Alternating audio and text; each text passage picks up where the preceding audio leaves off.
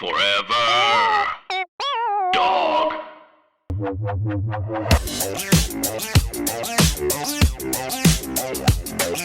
I mean, I don't want to start off on a stressful note because that's just not my vibe. If you know me personally, you know stress ain't it.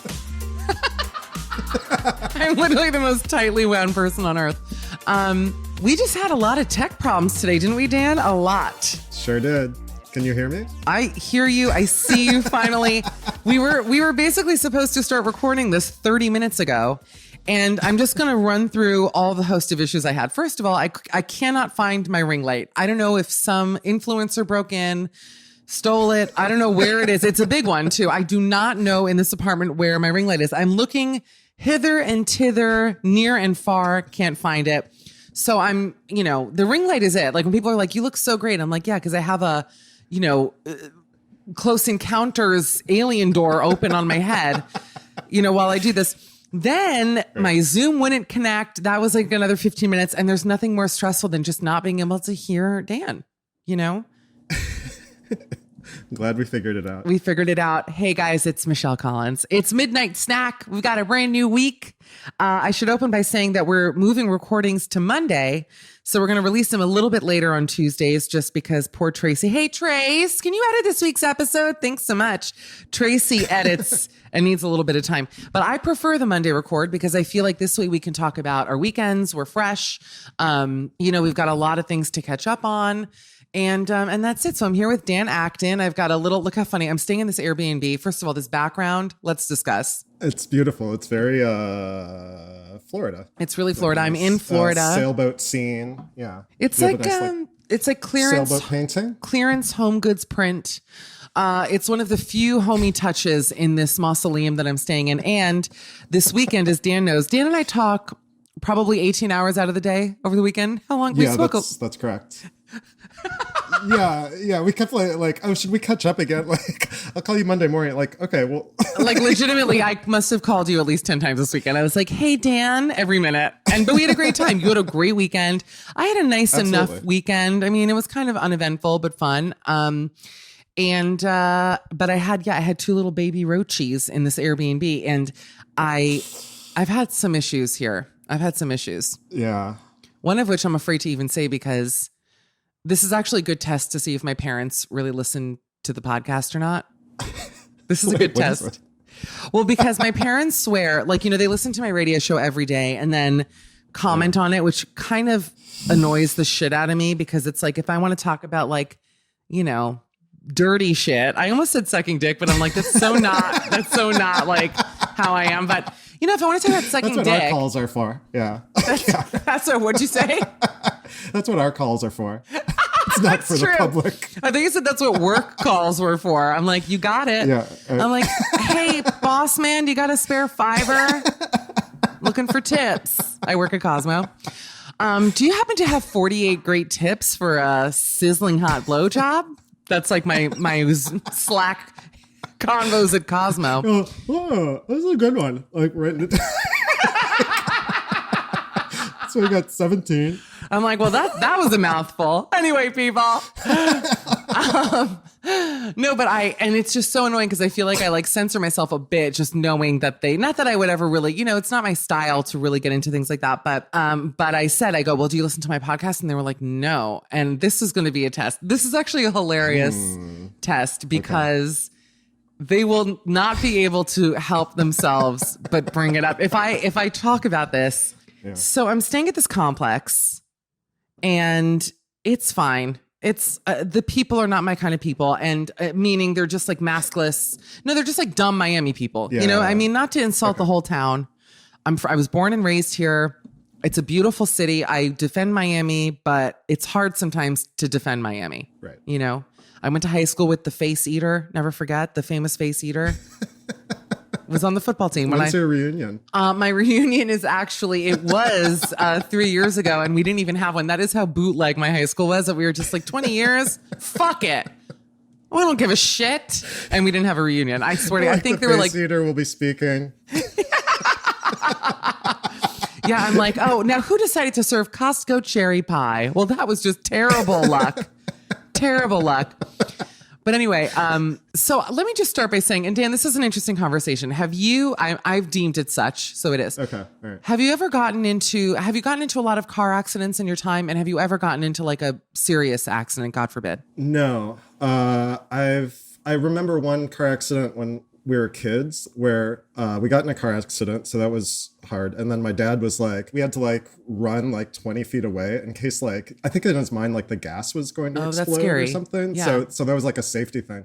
That was the only car accident that I think I've been in. I was in a couple in LA. One my fault. Famously, I'm not going to repeat the story. When I was on no sleep working a job that paid me nothing, and I hit the back of a rental car from like the most gorgeous Saudi prince and his like stunning girlfriend. And thinking about it now, they didn't even want to exchange insurance info, but I was so tired that I was like, no, we got to exchange the info. Because it was a rental, so he didn't give a shit. And I had to pay out of pocket for my car anyway. I'm an idiot, but I felt like that's the right thing to do because I'd never really gotten into an accident, gratefully. Right. Two other things. One time a girl hit the back of my car, just like a tap, but damaged it. When I moved up a little bit at a red light and she thought the light had turned green. So she like hit the gas. So that was that. She was texting. And then I was hit by an ice cream truck. True story. That's a true story. My fucking car was hit by an ice cream truck. This happened to me. Turning on, anybody who knows LA knows on Franklin and Highland, that huge left turn that takes you to the 101. And it's like a famous LA corner because it's a fucking shit show. And it was some teenage girl. She was maybe 16 years old. They had converted an ice cream truck into like a big van that handed out like CD singles or something. This was a while ago. Like she was handing out like promotional something that wasn't selling ice cream, but it was an ice cream truck. And she fucked my car up. Never got $1 from that. Anyway, maybe 2 days after I come to this place where I'm staying, there are rules here, one of which is you wear masks indoors. Now, coming from New York, where everyone's pretty good, and I will say that actually in stores here, and I double mask everywhere inside, people have been pretty good. Once in a while, you'll see like the nostrils out. That happens in New York too, though. Or a lot of loose maskers. No one ever brings up the loose maskers. They're a problem. That's true. So this girl, this kind of like young, dumb girl, is like waiting outside of the door to get in, where you need to like buzz yourself in. Yeah. And I didn't have a card at the time, so I buzzed whatever. She wasn't wearing a mask and she was like, oh, the sensor's not working. And I was like, oh, okay. And I was in a friendly mood. Oh, I always am, by the way. I'm always nice. Goes without saying. I really am. Listen, and so I said, oh, okay, well, it's fine because I can like beep us in. So I beeped us in.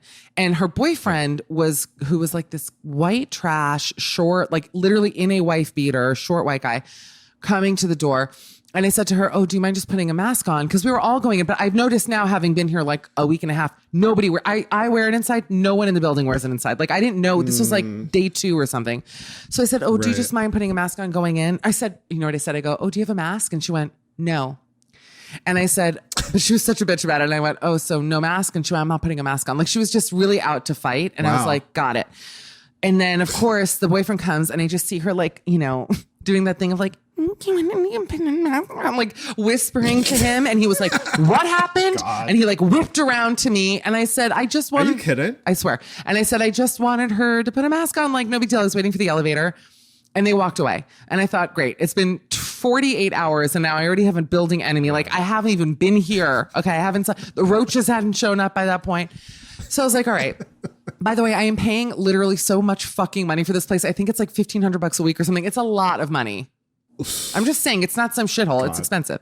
Right. So anyway, I now park my dad's car. I call it the daddy caddy, in a spot in front of the building. And I remember thinking to myself, the only way this could come back to me is if he knows what car I'm driving. Because like then you can fuck with the car, you know it's coming. Yeah. And of course he's in this huge white pickup truck. The guy literally is like a hair above Dinklage, which is, it's our other podcast that Dan and I host. It's called A Hair Above Dinklage. Anyway. Hair Above Dinklage, yeah. Poor Dan. Dan has to wait 20 minutes for me to connect to the Zoom. And then I like, don't let him say a word. I'm like, and another thing, I'm almost done. No. So anyway, I get out of the car and he sees me and I'm like, what are we, children? Like, it's fine, whatever. He'd be psychotic to fuck with the car. Right. And I come inside and later that evening, I go out for my walk. I come back about an hour later, and there is I'm not going to say massive, but big dent in the side of my dad's car.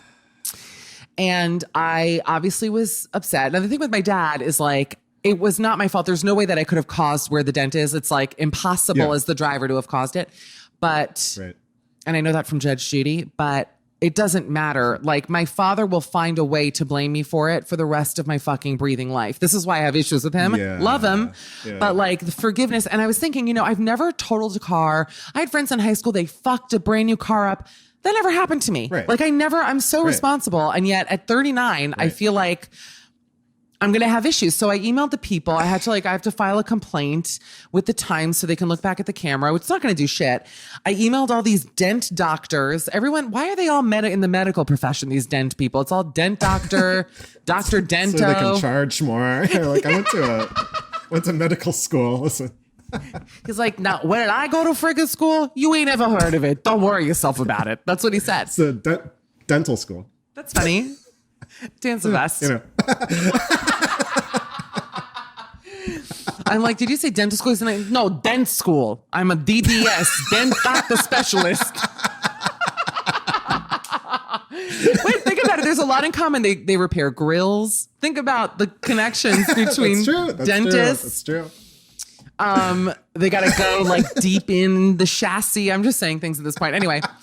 So I emailed this dent doctor. First, I emailed one dent doctor. I swear I'm going to read the response he wrote. By the way, I have not told my parents. That's why this is the super test. My brother knows to see if they listen to the podcast. The first guy goes, I'm injured. Call this other dent doctor. I was like, what? What is it? I got a referral to another dent doctor. He hurt himself.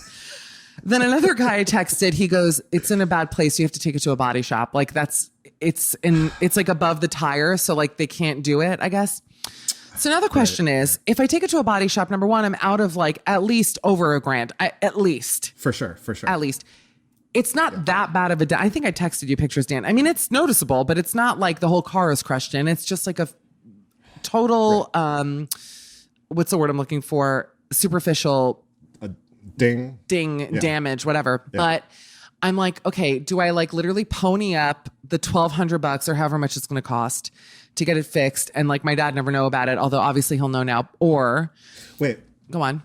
I have an idea. Well, what if do your parents live in a complex with other cars? You could just like pretend it never happened and park it there. And Hold then on, I agree. Surprise. Hold on. Now this is why part of me is like, I know, but if they ever hear this, I can't. Now it's over. Now I have to fess up. I thought about that because also they always want me to like park valet, which I'm like, okay, there's a pandemic. I don't want like other people in the car, but whatever. Right. And you know what's possible? It's possible it did happen somewhere else. I mean, it's possible I just didn't see it, but I'm sure it happened here. I just know it did. Like because I always look at the car. I actually was admiring. My dad got in a horrible accident where an old man hit this caddy. And instead of totaling the car out, they just like rebuilt it from scratch, which made no sense. But I just feel like I'm so fucked. I almost want to just give my dad the $1,000 and be like, look, here's $1,000. We're in a pandemic. Just take the money and like live with the fucking dent. And then when you sell the car, it's almost 10 years old. Why should I put $1,000 into a 10-year-old car? You know what I mean? Yeah, absolutely. So I feel 16 is my point. I feel like a teenager. What if they look at the camera and they see the guy like swinging a baseball bat around and that he actually did it? So hold on a minute. That's the only way I think it was caused, believe it or not. Yeah. I don't believe that it was caused by a car because it's so low on the car that there's no way another car could have made the damage. Yeah. I know. Yeah, there's basically like a Nike footprint in the like it's the only way that it could happen. Is that only? I thought they also made cars. That's hilarious. I'm like Louisville Slaw. That's weird. It says Louis Slug. Who is Louis Slug? I go to the thing. I'm like, now who's Louis Slug? Because he left his name on the car. That really stressed me out, though. No, that's super stressful. I don't know. When do you have to like make this decision? Because I would be like asking for the camera footage. Well, after I'm done with this podcast, I'm going to fill the thing out. I'm going to email. They gave me the email address. Drop it off today, and I'm going to do it today. It happened Friday. Oh, no, it happened Thursday. I'm sorry. It happened Thursday. Friday, I got the form. So yeah. Meanwhile, the people who own the apartment are like, I also emailed them about baby, teeny tiny roaches, which, there are only 2 so far, but 2 is too many. Yeah. You know? Yeah. I mean, Wait, are they coming out? Where are they coming from? Well, Where'd you see one them? was by a socket. Can roaches like go through electrical sockets? I think they can. Can they? I think that was in like that Creep Show movie or something that they were like pouring out of I mean, that was a horror movie, but I think they possibly can. Should I just plug all the holes in the apartment? Like just put all the appliances in, like blender, toaster. Yeah. That's kind of funny, actually. Yeah, I might actually. Yeah. All Put right. tape over it. Ugh. Yeah. So that's been my other thing. And otherwise just walking my ass off and, trying not to catch corona. It is. You're missing a beautiful snowy day today. Oh, it's snowing again. Like, Oh my God. Parmesan. It's beautiful. I love it. I love a good parm snow. Yeah. Parm snow is it. Greetings, mortals. I am the Lord thy God, King of the universe, creator of space. We don't need the vocal effects. Can we lose that? But my actual voice is fine. Okay, great. Hello, I am the Lord thy God, King of the universe, creator of space and time, or as I prefer to be known these days, at the tweet of God. For over a decade, I've entertained my over 6.2 million followers with my wit, misanthropy, and oft-stated regret I created any and all of you. Well, now I'm taking my hilarious blend of contempt and disgust from the Twitterverse to the podcast verse with my new show, the predictably named Godcast, premiering Wednesday, January 27th on Forever Dog. On Godcast, I'll be opening up my infinite mind about everything from politics to the nature of reality to this week's point spreads to how much longer I'll save the Queen to that weird new growth on your neck.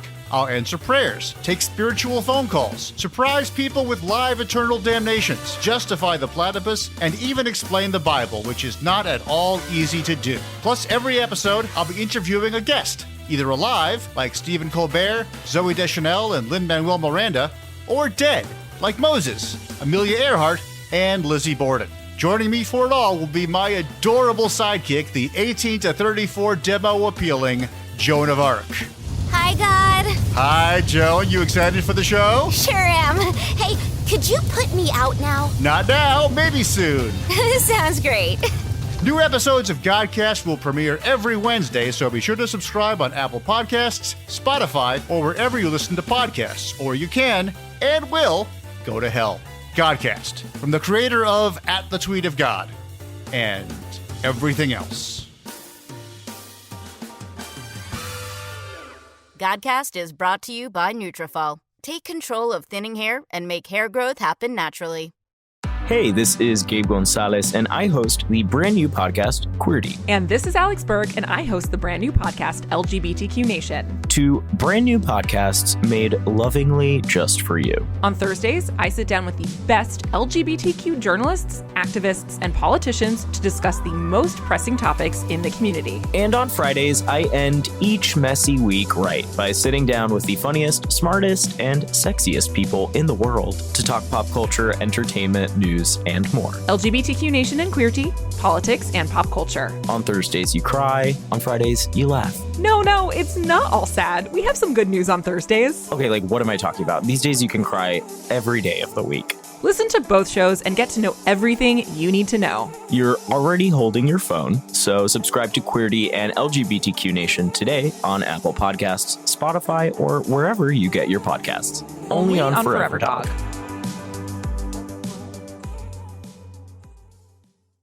But Danny boy, Danny recommended a book. I like that I'm calling you Danny when our guest today is actually Danny Pellegrino, and I've never called you Danny ever. It's just to save brain space. It's like, I don't know. Yeah, I got all this dent doctor stress now. I can't possibly remember two names that start with D. That's not dent and doctor. I'm like, so Denty. I call you Denty. Our guest today, Denty Pellegrino.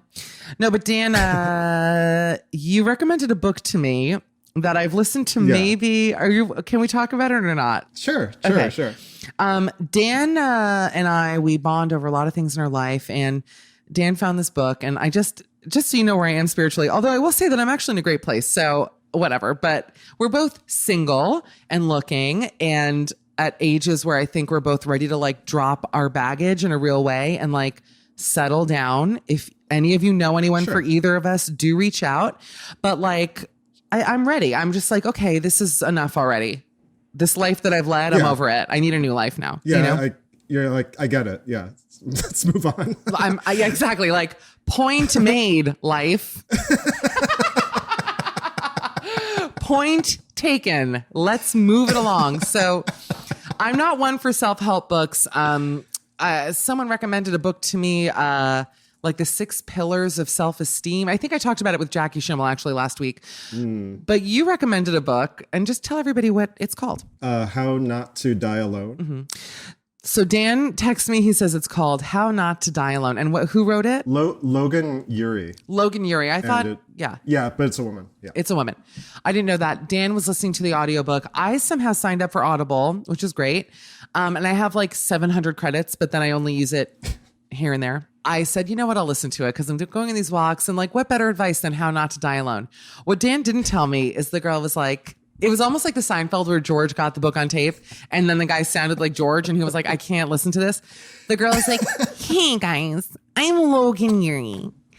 And like, I worked at Google and Hinge and I crunched thousands of hours of data. And I'm going to teach you how not to, I was like, are you fucking kidding me? Not. She's so annoying. I was like, are you? Meanwhile, she's going to be in the show next week. Watch. Yeah, I know, right?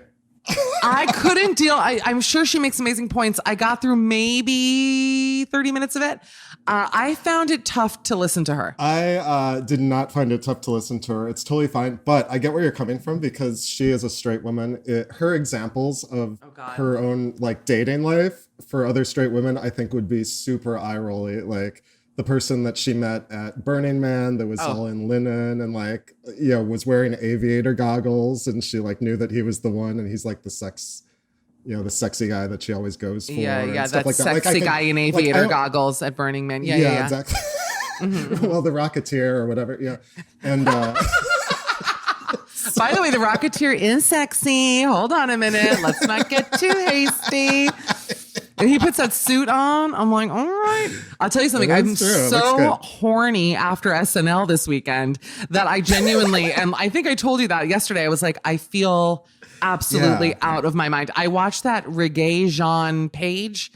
I'm sure I'm saying his name wrong, but I don't remember the last time I've laid eyes on someone so hot. I genuinely was like, I'm not well. Like, I felt sick after. I was just like, this is unfair to me. I still have to watch it. I'm going to set up some like floating candles and things really set the mood.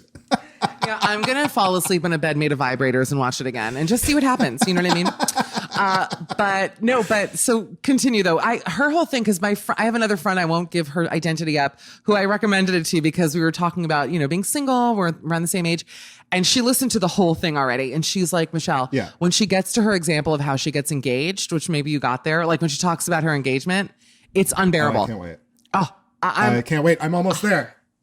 I'm going to listen to it. I'm going to listen to it and we'll talk about it next week. Yeah. I thought it was, I think it's super useful because it sets up these like rules or like frames for thinking about for things that there aren't really any rules for, but it's in a way that makes sense for me. Like, it's not like, you know, here are the deal breakers or whatever. It's like, okay, these are things that most people, if they're in a long relationship, they look back and this is what they look for in the other person. So you should be looking for that rather than like, oh, I need somebody that's 5'10" and not 5'9" and whatever. Well, the height thing is ridiculous. Yeah, I agree with that. But I also feel like I haven't gotten there yet. I actually only at this point got to like, what kind of dater are you? And I filled a quiz out, listener. I literally filled a fucking quiz out on my Adobe app on my phone. All right.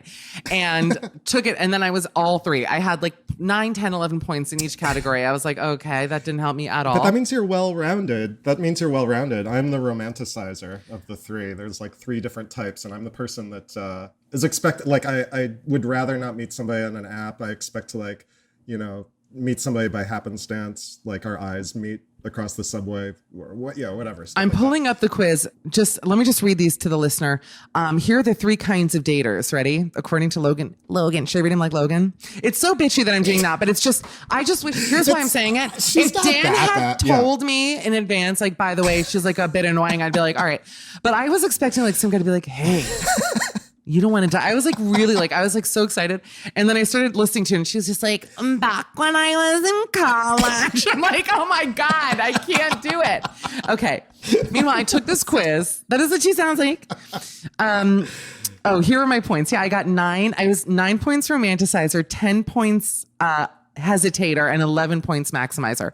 So, but I think it's also because I'm like, I don't know how to, like, I'm just like, I'm a little bit of everything, you know? So let me read you what these mean. The romanticizer dater, you want the soulmate, the happily ever after, the whole fairy tale. You love is, that's me.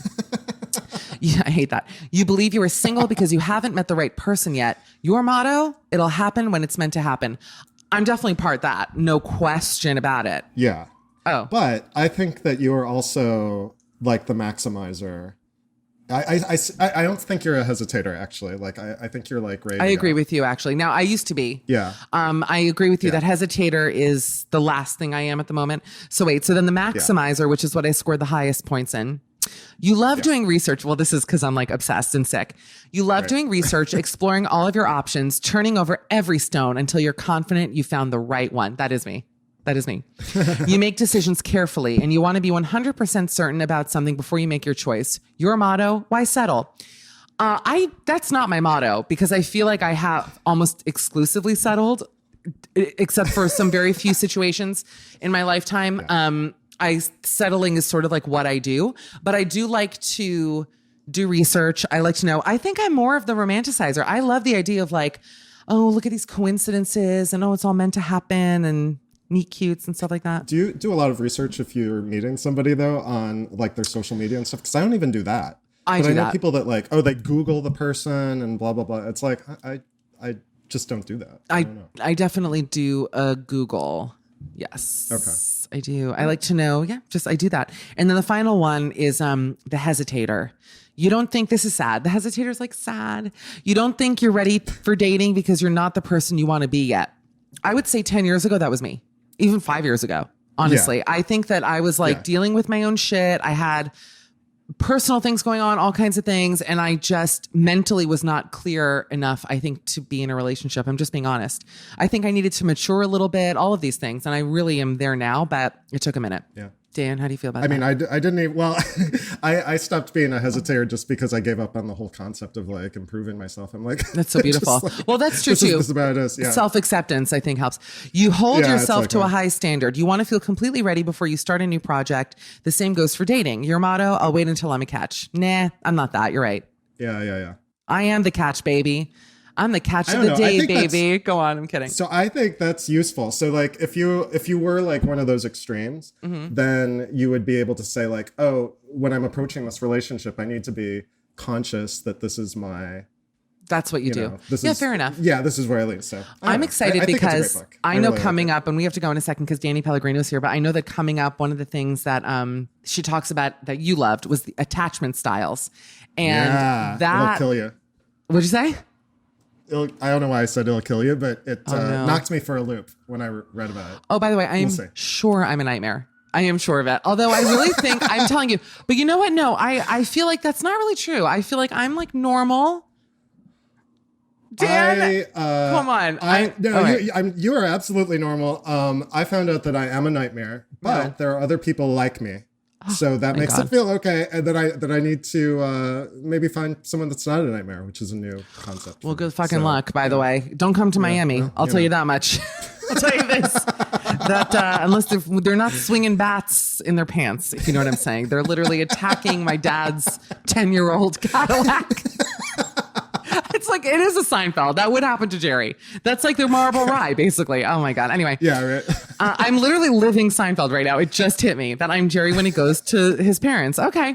Give it up, you old bag. Listen, Dan Acton, follow him at Dan_Acton. Hit us up with connections. I'm not above it. I swear to you, you never know. Look, Hoda Kotb met her husband because a fan, his daughter, DM'd Hoda to be like, I think my dad would be a great match for you. And they're like madly in love. You never know. That's one of the things you have to do is like put it out there. And she says that somebody she worked with offered the people at work $1,000 if they hooked her up with somebody. Please don't offer a fucking ransom to get me a date is the last thing I need. No, that's hilarious. No. 1,000. That's insane. Pay me the 1,000 and I'll go out with whoever you suggest. That's easy. All right, Dan, listen, Danny Pellegrino is patiently waiting, but I love ya. And you can also follow me at Mishkal, but we've got one of the greatest podcasters coming up, Danny Pellegrino. And here he is. This week's guest is someone who I've known for such a long time. And I feel grateful and I feel lucky because I knew him before he became the world's foremost Bravo and really everything podcaster. Danny, I've known you that long. Oh my God. I know it's been a while, Michelle, and I always love talking to you. I always love seeing you. I think you're like the funniest human on the planet. You have the quickest wit of all time. Well, if you want me to literally kiss your individual toes, I will fly to LA and do that. That is so nice. He's also so handsome. Not to I'm loving this exchange of compliments, by the way, but you really do look good. What's your quarantine secret? You. Why are you looking so handsome? Well, I have a nice oversized sweatshirt with Nancy Meyer's name on it. I'm just being cozy and my weight is fluctuating rapidly all the time. So I'm I'm constantly trying to diet and then I gain it all back through quarantine depression, so it's a roller coaster, Michelle. Let me introduce you properly and then I want to talk quarantine depression. He is the host of Everything Iconic, which is genuinely, it has blown up, Danny, in a way. I'm so happy for you. And it makes me feel warm that someone I like is successful. It's just a good feeling. If you don't listen to it already, he has some of the biggest guests. I want to talk all about your huge guests and everything else going on. Wait, you also have a book coming out? Danny? Early next year, I will. Yes. It'll be a little while. I mean, it'll be early next year, but I'm very excited. I'm hard at work on it now, and I hope it'll be good. I hope people will like it. I'm really liking it so far. I'm sure it's going to be great. And can I say the title of it? Because I love it. It's called Detours, which honestly could also be your debut album. Right. I know. It's so musical sounding. Yeah. I know you also co-authored Fancy AF Cocktails with our girl. With the one and only Ariana and Tom. Can I ask a personal question? Because I love Ariana. Yeah, I do too. What's going on with them? Okay, honestly, I sort of went into it. This was very, very early on in the process. I didn't really get their relationship from just watching on Vanderpump Rules. I didn't get it. And then after working with them, it totally made sense to me. It was they complement each other very well.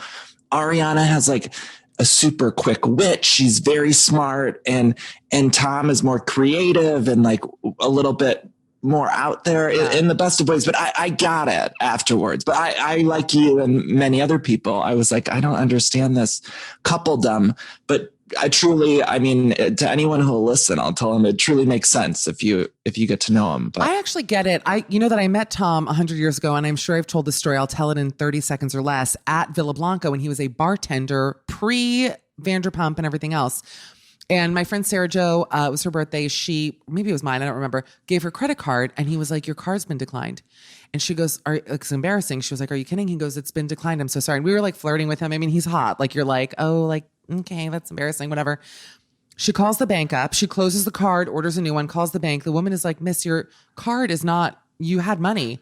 He put the expiration date in wrong. It was 10/12, October, and he put it in as 12/10.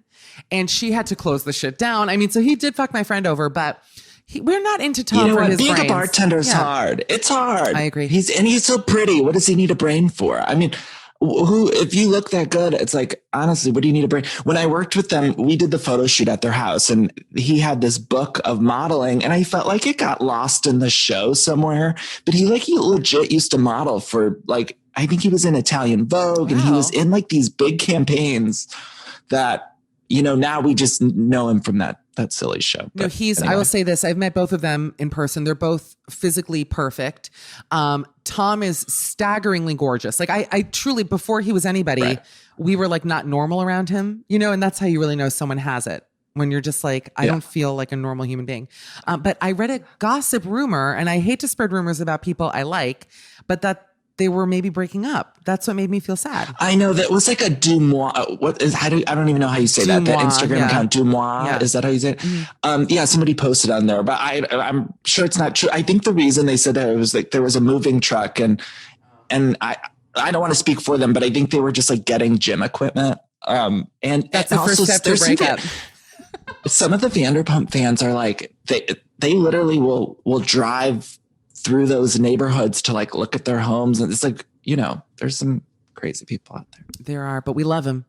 As long as there are yeah, fans. we all are crazy on some. I know we're. If you're our fans, we love you. Drive through whatever neighborhood you want. We don't really care. What do you think of Deuxmoi? I'm curious about. I follow them. I think it's changed. I think early on it was. I don't know if it was run by someone differently or maybe just because it was like a smaller thing. But now I don't understand half of the things that are talked about. Yeah. Now there's like a lot of things that are censored. So I'm looking at the screenshot. I'm like, I don't even know who the fuck or what they're even trying to say. Yeah. And then also I think since it's blown up, it's become a thing where people just write in, I think lies. Like I think people, which, you know, that's part of the fun of it, I guess. But, you know, I'll be reading something. I'm like, that's clearly a lie. I agree. And also they're like pushing all their merch now. So like half of their things are merch posts, which, you know, I respect that. But it has changed. Gotta keep the lights on. I don't enjoy reading it. I used to like it. Remember the good old days of Crazy Days and Nights? Oh yeah. Yeah. I mean, I loved a blind item. Remember Ted Casablanca from E when he would do what was it? Toothy Tile. Do you remember like that? Jake Gyllenhaal, era? Supposedly. Yes. Oh my God. Like live for that. And I think Deuxmoi like started, it was such a great thing and maybe it'll kind of go back. But the other issue with it is like there'll be a million stories now. And I just want like the juicy stuff. There's a lot on there I just don't want. And I wonder now because they're so big and like are earning money, if legally they can't post the same shit they were posting. It's kind of like that Gawker conundrum where when Gawker was not that big, it was like the fucking best. And they posted such juicy stuff. And the second they were bought by like some corporation, it was over. Like if it's not, you know, guerrilla, it doesn't feel the same. I know. In my opinion. I know, but there was a heyday for it and maybe it'll come back. Who knows? But I, again, still just miss Toothy Tile and like all of those. Oh, Toothy Tile. The early E days. I was in a feud with Jake Gyllenhaal briefly. What happened? I hosted, well, first of all, I went to college with him. So I used to see him on the Columbia campus and he was like, even then famous. This was many years ago. It was very exciting to have a Gyllenhaal sighting, but I did a post interview on stage for Seawall A Life. Remember there was this play he was in with Tom Sturridge, who's a very delicate British actor who dated and maybe dates Sienna Miller. I'm not sure if they're a couple still, but so of course they were like, do you want to do this post chat? You know, that they fucking call it like a after show chat. I was like, that's my thing. I'm in. Yeah. And all I wanted to do was like make Jake laugh. Like I could give a shit. I mean, Tom Sturridge, nice guy, very talented. I actually liked the play, even though it was depressing. Anyway, I got on stage after the thing and I forget exactly what I said, but I did have Jake laughing a bit. And then I said something to Tom. He seems like a tough nut to crack too. Well, listen to this. Cause I feel like he was almost like egging me on and I felt like if Jake Gyllenhaal eggs you on, you're like full Denny's moons over my hammy. Like you're going to be egged on. You're going to be like, yes, I want to please my man, like do this. And I said something to Tom and I forget what the context was, but it was funny. I was like, well, it doesn't matter because you're so delicate and British. And I said, and he's a shorter guy. I mean, I come in, I make everyone look delicate. You know, I'm like a broad shouldered gal, but I called him like delicate, which I think to a man is insulting. We'll see. A little bit. Maybe a little bit. But like doing it in my way, which in my head is like, I am so charming. Like everybody loves Mish, even though literally everybody hates me. And he laughed and and he was like, what do you mean? And he kept egging me. And I forget exactly what I said. But afterwards we took a picture. My friend who was in the audience did not take a single fucking photo of me on stage. Can you imagine what kind of a friend that is? How dare she? How is she or he? How dare they? A gay man who should have known better. Should have known better. I mean, at the very least, there would be a picture with like you in the corner, which is like half of you and mostly of Jake. You know what I mean? As a gay man. Yeah. Let me be the adjacent tooth to Mr. Tile. Right. You get it. Assuming that was him. So anyway, so afterwards go backstage and I said, oh, by the way, you know, we went to school together. We have mutual friends, whatever. And he was like, nice enough. Tom fled. I don't even think he took the photo, but maybe for a second he was just like not Was interested. he delicate when he fled the room? Like Forrest Gump feather, like literally like the music started playing and just a breeze came and took him away to his dressing room. And long story short, their publicist, who I kind of knew from Sirius, nice enough guy, the whole mood changed and he would never say, I never got the photo of us. Can you imagine? And I kept emailing being like, can I please get the picture? That's the whole fucking reason I did this. They wouldn't even give it to you? Would not send me the picture. True story. How dare they? I mean, after all of that, I saw Jake Gyllenhaal at a farmer's market once from a distance, and he looked tiny, but gorgeous nonetheless. He's not that but little. As all Hollywood men are. He's really something, though. Jake really, I don't even care feud or no feud. I'm in. Like, I actually want to be in a feud with him because I like having tension with him. You know what I mean? Like, it's exciting to me. Right. Is there who else are you in a big feud with? Is there anyone else that you think, like, if I were to ask you, who's your biggest Hollywood feud? Or, what's the... Nothing that I want to rekindle. You know what I mean? Right. And nothing that actually was intended to be a feud, if that makes any sense. Mm-hmm. But don't you think, let me ask you this. Mix-up. I'll pose this to you because you do what I do as well, talking about culture. I mean, have you been in a feud? And also, you agree with me, you're not really wanting, like, I'll bring up the Jamila thing. I'm a comedian. Like, I made a joke that was a casual joke relating to something in pop culture that happened, not a direct thing to her. And of course, she took it personally, which was really not the intention. But, sometimes you just get caught up in shit and you're like, okay, I guess I'm in a feud now. Did that happen? Has it happened to you? Are you nervous of it happening? There's been like some housewives. I think Tamara from The Real Houses of Orange County, she had like blocked me, but then she came on my show and like, we're fine now. So in terms of like the housewives, I did have like a really awkward moment with Allison Hannigan from How I Met Your Mother. Wow. Do you remember, and Buffy and everything? Yeah. I was like doing a lightning round of questions, and I wouldn't say this is a feud, but this was like a very awkward misunderstanding. And I had, one of the questions was like, what's your favorite snack? And I meant it, I didn't say it quite like that, but I meant it in the way of like snack, like hot guy, like who's your favorite snack? And she had said, what's in front of me? And I thought she meant like me. This is like very confusing. I thought she meant me. It. And so I was like, oh my God, Alison, thank you so much. And she's like, yeah, whatever's in front of me at the time, like meaning she was taking it to mean like whatever snack I'm eating in front of me at the time. But I took it to mean she was, I was taking it to mean like she thought I was like really cute or something. And it was just like the most awkward 30 seconds of airtime, whatever. I think it's on my episode with her, but it was just very uncomfortable and awkward for like 30 seconds. So it wasn't necessarily a feud, but I remember like wanting to crawl out of my skin and just slither out of the room. Leave a Danny Pellegrino shaped skin cell, just like one dust mite in your seat. Yeah. What happened? Get me out of there. Well, with housewives, I've had a couple. There's one that I'm not going to say the name of it, but people I think have gathered who it was. But we weren't connecting, and there was like some outside circumstances that were rough. And sometimes, as you know, PR people will email you and they'll say, "Can you cut this out? Can you soften this, whatever?" There was a lot of that happening in the interview because it was just like a rough interview. Can I ask a question? I love this is now you're giving me a blind item. You realize that? I know I shouldn't have even said it because they already hate me, the PR people, and I can't say the name. Yeah, but it's like housewives. Is it a Bravo PR person or like their personal PR person? No, it's a personal. Oh, and like a big PR. That's why I can't. Can I ask one last question? Just what city? What city is it in? New York? New York. Of course. I feel like I know who it is. Yeah, I'm sure you do. Is it? Can I ask another question? Sure. Is it someone who's recently off the show? Yeah. Mm-hmm. Mm-hmm. I got you. You can't fuck with those housewives. Let's just leave it be. Leave it be. Oh shit. Well, that's real. Yeah. That's someone who I would never want against me. And I actually used to, I'll say it. I don't care. I've said nice things about this particular blind item recently on Watch What Happens. Oh, we're doing a blind item, Michelle. We're doing the blind item. Wait, let's do a blind item. I feel like now I can really do some blind items because I've talked here before about how on Sirius we had Gillian Anderson on and she was so mean to me. And I was just like, and we ended up not airing it. She was really not a nice woman. And I know that Andy Cohen has actually said that she was one of his most difficult interviews ever, which I'm just like, look, if you're not a celebrity who enjoys doing interviews, which I understand totally, she had no idea who I was. Why would she?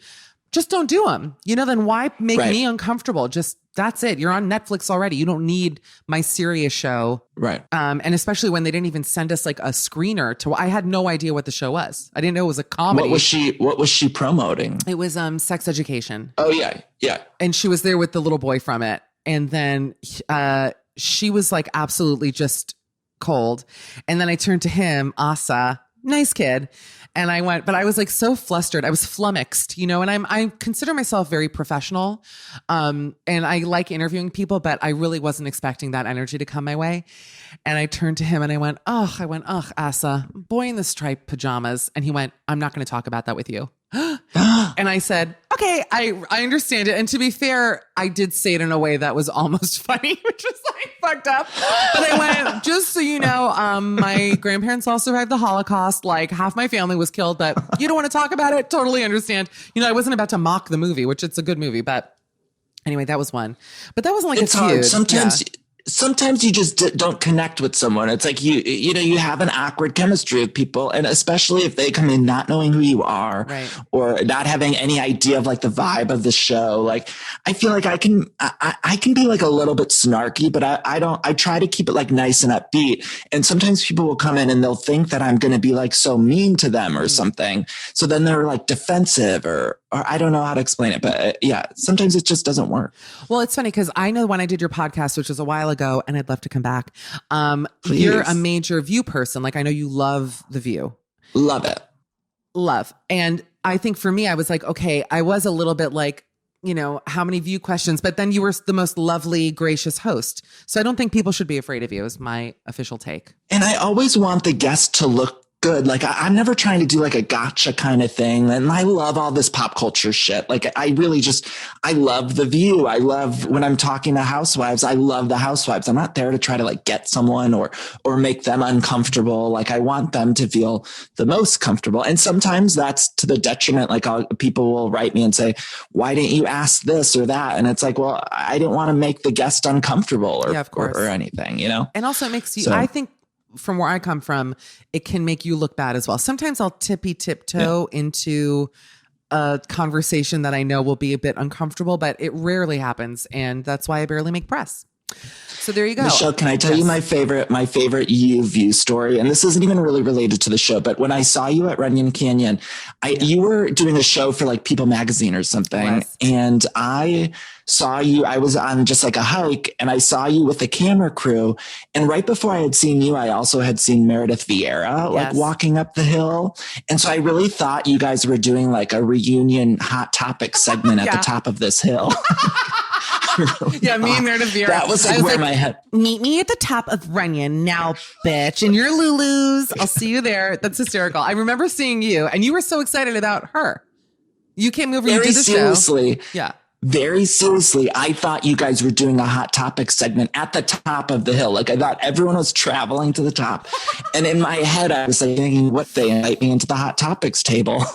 By the way, that makes no fucking sense. It's such a great idea for a show. Let's pitch this, Danny. It's a panel show, but every panel member has to hike up a huge mountain to get their thoughts out. And then everyone's out of breath. You're totally out of breath, thirsty. And it's like, no, I want to hear what you have to say. Funny story with Meredith is that I remember that vividly running into you, and you were gracious enough to actually be interviewed. It was a show. It was a funny show where I went through people's cell phones. And I think I was cut from the show. Well, that had nothing to do with me. Don't bring that energy to me because I have no. Wow. The second it was done, I was like, good night and good luck. And I think 8 people watched it. And my mother goes, that show should have been a huge hit. It was so funny. I'm like, well, Danny wasn't in it, so it wasn't. But I hadn't met Meredith at that point. Because what's weird, but people think with The View that it's like, just like I think briefly I met Star Jones recently and it was like fine. I've never met Lisa Ling. I have met Barbara, but Meredith I hadn't met. And I was like a bit intimidated by her because she's Meredith. Like, oh my God, it's like scary a little bit when someone's that good, Last year, shortly before the shutdown, I had gone to The View, and Joy is my favorite, but I was in the audience and I had, I knew Brian Tedda a little bit, who I think was after you. I don't know. Yeah. Mm-hmm. So after the show, they called me up and I took a picture with all the ladies, and Meredith happened to be there as the guest. So, I got to talk to them briefly, but Joy wasn't there. So it was like, Whoopi and Meredith was there, which was really exciting, but I didn't get to tell her about the Runyon Canyon story because it was like, so also she wouldn't have understood. She wouldn't have understood. But what's funny is that she came to Sirius one day and I got a knock. This was when we were in the studio, and like one of our talent people knocked on the door and was like, hey, someone just wants to say hi to you. Meredith Vieira comes in. She's like, I love you. I love your show. I listen to you. And for me, that was like, I actually was like, am I on ketamine? Like, I don't understand what's happening. It was a very surreal moment to have her even acknowledge my presence or existence, but she could not have been lovelier. And it's been actually a goal of mine to get her on the podcast because I really appreciated that and appreciate her. I mean, she's done such amazing work and she's so good. She's so incredible. Yeah. I love Meredith. She's great. I mean, View fans like myself, like we're crazy and we know like all this history of the show and stuff like that. And so someone like Meredith is a deity. You know, I feel like I was there for like the Poochie season, as I call it, where it was like me. I had the best time, but it was like Raven, me. It was like just like the fun kids. You know, it was like the Thanksgiving kids table. I loved it. Well, Michelle, I don't know if you know this, but I tell people you and Bonnie Hunt are the two people in history who are too quick-witted for daytime. I truly believe that. I think you were just you. I mean, Bonnie's show lasted like a couple seasons, but I remember at the time like loving it, and she was so brilliant because I'm a talk show junkie. I love all talk shows, and she was so quick-witted, and I think some of her humor just went too fast over the audience's head. I think some people are better suited for late night because late night, not that the people now on late night are all so great, but like I think you can be a little bit quicker at night. If that makes sense. By the way, you could not have paired me with better company because I love Bonnie Hunt and I loved her show. So I'm very flattered by that. And what a nice thing to say to me. And I agree. And you were but you were the same way. I remember watching it and like you were so quick. And I felt like it was too quick. It's like it goes over people's heads because the jokes are coming at you so quickly, but in the best way. You're brilliant. Well, I have to say it was only that most. Coming from you genuinely, highest compliment. Here is the issue on that show. I'm there with 4 people. Joy, also a comedian. We both want to get our lines out. It's not like they had the most respect for me there. I'm not talking about the ladies in the panel, just the show in general. It's not like they were like, give Michelle her moment. Like, they didn't really give a shit. So I really had to like spit my shit out so fast. I just remember thinking, I have literally 5 milliseconds to get a joke out or I'm wasted here, and they actually used to tell me, the EP who did not understand me at all. She's not the woman who hired me. We were just different on different planets, right? She would meet with me after and go, can you just be less funny? That was her note to me. And I remember being like, I can't, first of all, I'm myself. Like I was very authentic to myself on that show, I felt. And also, no, I can't be less funny because then why don't you bring in one of the PAs to be on the show? Like this is what I'm here for. It's what I was hired to do. Why did you hire me? Exactly. So long story short, I'm grateful to have had the experience. You could always tell Whoopi just had the utmost respect for you too, though. Like I mean, I don't know what your relationship was off camera, but she close, very clearly respected how fucking funny you were on that show. Well, Whoopi was my guardian angel there. She was like the person I felt had my back, whether, it felt that way. So I hope it's the case, but we love Whoopi. But Danny, listen, let's go to break. Save this question for part 2. We're going to be back on Thursday with a new episode. Danny Pellegrino, if you don't. And I have a question for you. So we're going to everyone tune into part 2 because I have a lot to talk to you about. This is a Dan Brown cliffhanger from the old country, and I love it. If you don't already subscribe to Danny Pellegrino's podcast, Everything Iconic, it genuinely, I really think you're doing some of the best work out there. I'm not just saying that. You can also follow him at Danny Pellegrino on Twitter and Instagram. He's hilarious. The best takes. We have a lot of Bravo to get to next episode. I have so much to ask you about. Follow me if you want at Mishcall. And if you want, leave a review. Leave a nice review for us. I like getting 5 stars. It just feels good. Honestly, it helps the podcast so much. Everyone just go, after you finish listening here, go on to iTunes. It takes 2 seconds to leave a 5-star review for Michelle. And for Danny. Everything Iconic. And for me, 2 seconds. Go do it. All right. We'll see you Thursday.